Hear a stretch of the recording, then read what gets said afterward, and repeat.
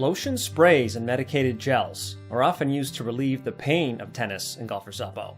But can these topical remedies actually help your injured tendons heal, or are they more likely to just rub you the wrong way? This is Allen Willette with another episode of the Tennis Elbow Classroom podcast. And I certainly get it, that when your golfer's or tennis elbow is screaming bloody murder, you can barely lift your coffee mug without stabbing pain on your elbow, much less your tennis racket, golf clubs, or leaf blower. You may desperately need some relief. So you buy some cream, spray, or gel, and rub it in. Presto! Instant relief. Great idea, right? Well, maybe not. At best, you may get some temporary relief from your symptoms with little or no downside. But here's the thing. Although you could reasonably expect a cream or salve to help protect your skin as it heals from a cut or abrasion, you can't realistically expect something you put on your skin to help your tennis or golfer's elbow injury heal faster. Okay, so why not? Because tennis and golfer's elbow are injuries that involve changes, varying potential degrees of damage, deep in your tendons, below your skin. And that damage needs to be healed and repaired by your body biologically from the inside. And there are significant potential downsides, depending on what kind of topical treatment, lotion, or cream you decide to use, especially if you use it long term. For simplicity, I'm going to group them into three subclasses.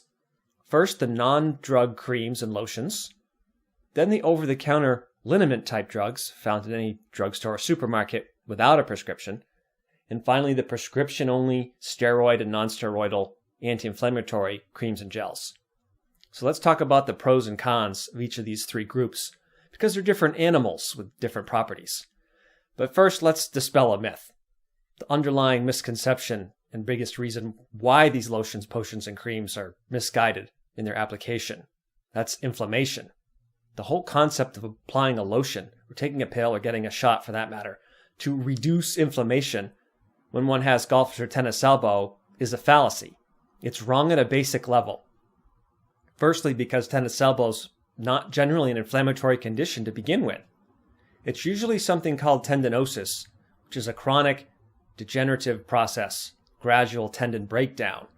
It's usually not the inflammatory tendinitis that you often hear it is. And secondly, because even if there is some inflammation that could potentially be reduced, that inflammation would be a normal, natural part of your healing process anyway, and not something you would want to reduce. And it's probably important to add that the burning pain and other symptoms of tennis and golfer's elbow are not generally caused by inflammation. Those symptoms seem to be caused mainly by other biochemical factors. And I hate to make it seem even more complicated, but the major anti-inflammatory tactics, from ice to creams, pills, cortisone shots, all work in the sense that they usually relieve pain and other symptoms. And they work, at least in the short term, whether those symptoms have anything to do with inflammation or not. See my article, Tossing the Tendinitis Myth, for more on the inflammation fallacy. Now, I'm going to cover each of the three classes of topical treatments, from the least medicated, least potentially harmful, to the most medicated and potentially damaging. So first there's the non-drug creams and lotions, like Penetrex and Biofreeze, and probably dozens of others I don't need to list, some of which contain various vitamins and herbs and essential oils. And the best thing that can be said about these creams is that they don't contain any drugs, or at least any powerful medications that one would need a prescription for. They may claim to reduce inflammation, which we already know is a pointless endeavor, although it wouldn't surprise me if you were still skeptical about that at this point. But there's no way these creams have the power to suppress one's natural inflammatory healing response the way the prescription drug-based creams and gels may. Whatever positive effect to be gained by their ingredients, whether vitamin or herbal, nothing of that nature has the ability to be really absorbed through the skin and completely knock out inflammation the way a cortisone cream or shot can. And the best that these creams, lotions, and sprays may provide is some, much needed temporary symptomatic relief, which is perfectly fine. And at worst, the only side effect would be a rash. Next, we have the actual medications, the over-the-counter liniment type creams to begin with. The most well-known examples of these liniment creams, found in almost every grocery or drugstore, are probably Bengay and Icy Hot, but there are countless others. Most of these creams contain active ingredients like methyl salicylate and lidocaine, which are topical anesthetic drugs that penetrate the skin and block pain receptors and nerve endings. So most of these creams and lotions seem to belong to the analgesic painkiller category than any other, as opposed to the anti-inflammatory category. Although, as mentioned earlier, anti-inflammatories seem to relieve pain and other symptoms, whether those symptoms are related to inflammation or not. These creams have potential side effects locally, including skin rashes, but unlike the previous non-medicated creams, this group of creams can cause systemic reactions since they contain drugs that wind up circulating through a person's entire system. And just like taking pills or using ice for pain, if you rely too much on the tactic of relief by symptom suppression without taking the necessary steps to support the healing of the actual injury, you may lull yourself into a false sense that your tennis elbow is better than it actually is and continue to overwork and overload it. But the upside is that, unlike the next class of creams, they don't seem to have the power to block or suppress inflammation. Now let's get to the more serious stuff, the steroid-based and non-steroidal anti-inflammatory drugs.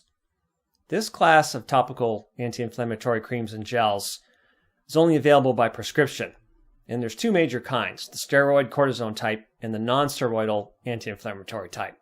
And since the non-steroidal kind is much more commonly used, let's cover that first.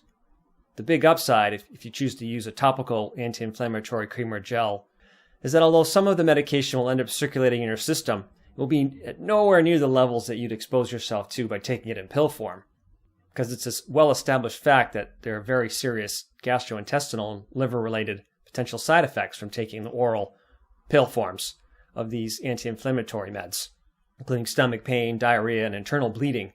They can even be lethal, especially when taking these pills over a longer period of time. And this applies to the common over-the-counter versions like ibuprofen, not just the prescription varieties. Therefore, a cream or gel applied just on one area is much safer in that respect. Voltaren gel is one of the newer and apparently more effective topical anti-inflammatories, which brings us to the question of how effective these drugs are. According to a review study available at PubMed, which included 13 trials involving 664 participants, quoting that, "We are uncertain whether topical NSAIDs, non-steroidal anti-inflammatory drugs, improve pain because of the low quality of the evidence." And the link for that's in the article. Of course, we need to ask ourselves, what does it mean to work or to relieve pain? Again, the bottom line question is a treatment working and relieving pain because it's helping your body heal, or is it merely suppressing your symptoms temporarily? Like taping over the engine warning light in your car. Let's talk about the steroid versions, finally, and then we'll conclude with the hopefully obvious answer. So now we come to the real bad boys of topical medications, the steroid-based anti-inflammatory creams. First of all, unlike the injectable versions of these corticosteroid drugs, cortisone shots, which are unfortunately still widely used, despite their well-known dangers and lack of long-term effectiveness. See my article and video on cortisone shots for more on that, or the podcast episode. The cream varieties don't seem to be prescribed and used for treating tennis elbow very often. You may be familiar with something called hydrocortisone cream, but that's generally used for skin conditions, not tendon injuries. But when steroids are used topically in a cream, they're usually applied in conjunction with a treatment called ionophoresis, which is a way of delivering drugs through the skin with the help of electricity, which increases the permeability of the skin. It helps the drug molecules get past the skin into the deeper layers of tissue. And it seems that the most commonly used steroid in an ionophoresis treatment is a drug called dexamethasone. The upside of this is that having a steroid gradually seeping into one's tissues through one's skin is safer and less potentially damaging than a sudden powerful blast of cortisone injected via needle directly into one's tissues in a highly concentrated form. However, these are still synthetic catabolic steroids that suppress natural metabolic functions necessary for the healing process. It's been well established by medical research and long-term outcome studies that these drugs weaken and degrade the collagen protein that your tendons are mostly composed of, making healing and recovery less likely and future recurrences more likely. Either way, whether we're talking about steroid or non-steroidal anti-inflammatory creams, the question remains the same. Is this treatment working and relieving pain because it's helping our bodies heal, or is it merely suppressing our symptoms temporarily? Even if these drug creams do work by effectively attacking and reducing inflammation, The problem with tennis and golfer's elbow is not one of inflammation. Yet, in spite of the deceptive burning pain that seems to scream, "I'm on fire! I'm on fire!" it's actually a failure of the healing process, usually with an absence of the normal, expected inflammatory healing response. It's the breaking down of the tendon and the degeneration and the irritating metabolic chemicals that seem to be the source of the pain with tennis and golfer's elbow. There should be some inflammation present as a symptom of the healing process doing its job, since there's no healing without it. But there's often little to no inflammation present in these conditions, at least past the very early stages. And even if there was, to suppress it would be to suppress your own healing process. What a terrible trade-off, right? To sacrifice long-term healing and recovery for fleeting short-term pain relief.